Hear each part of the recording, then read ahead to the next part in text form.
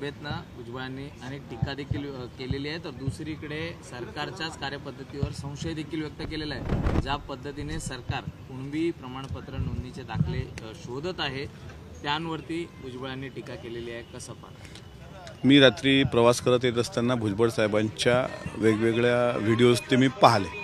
त्यांनी ज्या ठिकाणी ओबीसीच्या संदर्भात म्हणजे मेळाव्यामध्ये भाषण केलं ते भाषण पण मी ऐकलं, पण सरकारवर टीका केलं तर तुम्ही सांगताय ते व्हिज्युअल मी ऐकलं नसेल, म्हणजे ऐकलं नाही ॲक्च्युली। तर आता असं आहे की त्यांनी मनोज जरांगे पाटील किंवा आरक्षणासंदर्भात जे काही टीका टिप्पणी केली ते मी ऐकलं।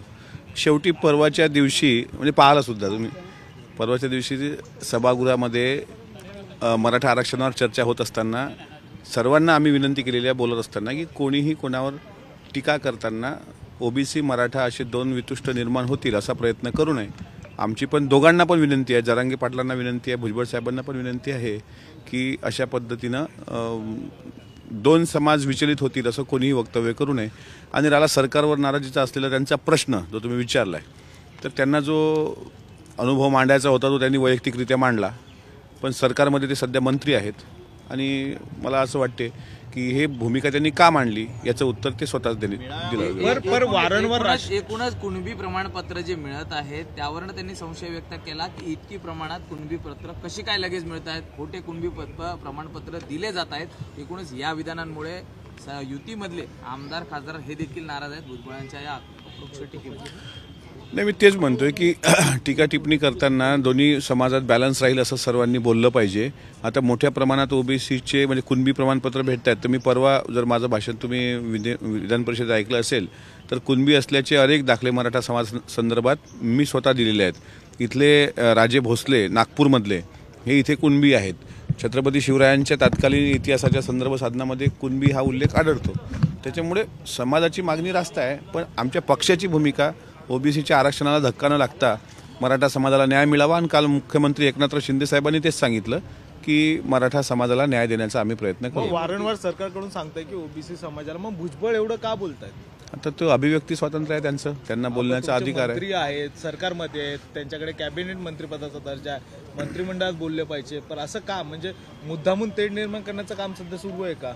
नाही, आमच्या वरिष्ठ पातळीवर त्यांना आता काय मी तितका मोठा नाही की मी भुजबळ साहेबांना ते सांगावं। मुख्य प्रवक्ते मी मग माझं उत्तरच ऐका ना, मी अगोदरच सांगितलं की दोन्ही गटाकडून दोन समाजात तेढ निर्माण होईल अशी वक्तव्य येता कामा नये, हीच मी बोलू शकतो। याच्या पलीकडे मी काय भुजबळ साहेबांना फोन लावून ही ओबीसी नेत्यांवर अत्यंत खालच्या दोघांना पण त्यांनाही टीका करायला पाहिजे, त्याच्यावर बोलायला पाहिजे। तुम्ही फक्त भुजबळांवर बोलून नाही चालणार? याचा अर्थ तुम्ही मराठ्यांना सपोर्ट करताय? उमाटे साहेब, तुम्ही आता आलेत, तुम्ही येण्याच्या पूर्वी मी स्वतः सांगितलंय की जरांगे पाटील असोत किंवा भुजबळ साहेब असोत दोघांनी एकमेकांवर टीका करू नये।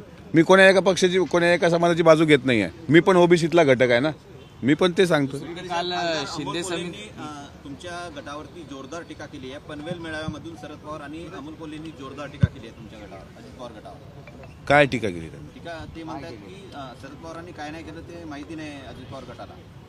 मग दादांचं नाव घेतलंय काय कोल्हेंनी?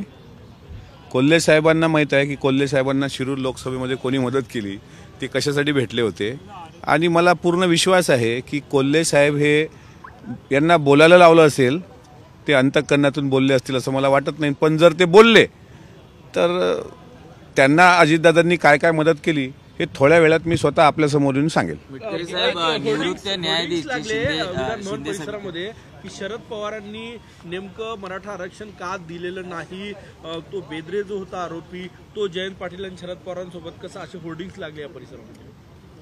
बघावं लागतील होर्डिंग्स, नाही बघितलं। एकीकडे अजितदादा म्हणतात की आता साहेबांना थांबलं पाहिजे, वय झालेलं आहे त्याच्यात, तर दुसरीकडे पवार साहेबांचं असं त्यांना असं म्हटलं मी काय म्हातारा झालोय का? असं आहे, मी काय म्हणजे तुम्हाला काय अपेक्षित आहे? पवार साहेब आता मी माझी बाजू सांगतोय, साहेबांनी असंही म्हटलंय मी म्हातारा झालेलो नाहीये, बऱ्याच लोकांना व्यवस्थित करण्याची ताकद आजही माझ्यात आहे। आता बऱ्याच लोकांना म्हणजे नेमके काय नावाने घेतली त्यांनी की यांना आम्हाला सरळ करायचं आहे वगैरे। त्यांचं वय वर्ष साहेबांचं 83 आहे, ठीक आहे, शारीरिक शरीर तेवढं प्रत्येकाचं चिरकाल साथ देत नसतं, म्हणून त्या दृष्टीनं त्यांनी थोडा आराम करावा असा सल्ला दादांनी दिला असेल। पण साहेब माणसांशिवाय जगू शकत नाहीत, हे साहेबांच्या जीवनाचं एक वेगळेपण आहे। त्यामुळे साहेबांना फिरण्याचा अधिकार आहे, साहेबांना बोलण्याचा अधिकार आहे. साहेब मोठे आहेत, त्यावर माझ्यासारख्या पामरांनी काय बोलावं? मी पामर आहे. दुसरीकडे मराठा आरक्षणासाठी नेमलेल्या शिंदे समितीची काल ठाण्यात बैठक झालेली आहे मुख्यमंत्र्यांसोबत आणि यामध्ये 54,81,000 कुणबी प्रमाणपत्र सापडलेली आहे. त्याचबरोबर त्यांना कॅबिनेट मंत्रीपदाचा या समितीला दर्जा देखील दिला जाणार असल्याचं कळत आहे. कसं पाहता एकूणच? शिंदे समिती बरखास्त करा अशी भुजबळ साहेबांची मागणी होती. त्याचं कारण असं होतं की इतक्या मोठ्या प्रमाणात कुणबी समाजाचे जे दाखले भेटत आहेत त्यामुळं कुणबी समाज ओबीसी समाज नामशेष होईल का अशी भीती भुजबळ साहेबांना आहे. मात्र सरकारकडून जे मुख्यमंत्री महोदयांनी काल सांगितलं की कुणबी समाजाला कुठलाही धक्का ओबीसींना न लागता मराठा समाजाला आरक्षण दिलं जाईल, त्यामुळे मुख्यमंत्र्यांच्या शब्दावर महाराष्ट्राला विश्वास आहे आणि मला 24 तारखेच्या अगोदर ओबीसीच्या आरक्षणाला धक्का न लागता हे सरकार मराठा समाजाला न्याय देईल असं माझं वैयक्तिक मत आहे. त्या समितीला कॅबिनेट दर्जा दिला जाणार आहे. ते ठरवण्याचा अधिकार सर्वस्वी वरिष्ठ मंत्र्यांचा असतो आणि जर दिला जात असेल तर त्यावर आता भुजबळ साहेबांचं पण म्हणणं ऐकून घेतलं पाहिजे सगळ्या कॅबिनेट मंत्रिमंडळांनी आणि त्यांना पण बोलावलं पाहिजे आणि त्याच्यानंतर ते काय व्यक्त करतात भावना त्यावर निर्णय घ्यावा. अंतिम निर्णय घेण्याचा अधिकार त्यांना आहे. आज देखील मराठा उपसमितीची बैठक मुख्यमंत्र्यांनी तात्काळ बोलवलेली आहे. 24 तारखेची डेडलाईन सरकारला दिलेली आहे जरंगे पाटलांनी आणि या पार्श्वभूमीवरती सरकारी हालचालींना सुरुवात झालेली आहे. आपण युतीतले घटक पक्षातले म्हणजे आमदार आहात, कसं पाहता सरकारमधील एकूण? मी सांगतो सरकारकडून परवा संदीपान भुमरे आणि गिरीश महाजन हे दोन्ही सरकारमधले ज्येष्ठ मंत्री जरांगे पाटलांना भेटायला गेले होते. त्यावेळेस त्यांनी सांगितलं सरकार सकारात्मक आहे आणि त्याच वाक्यावर मी पण ठाम आहे. 24 तारखेच्या आत मराठा समाजाला हे सरकार न्याय देईल.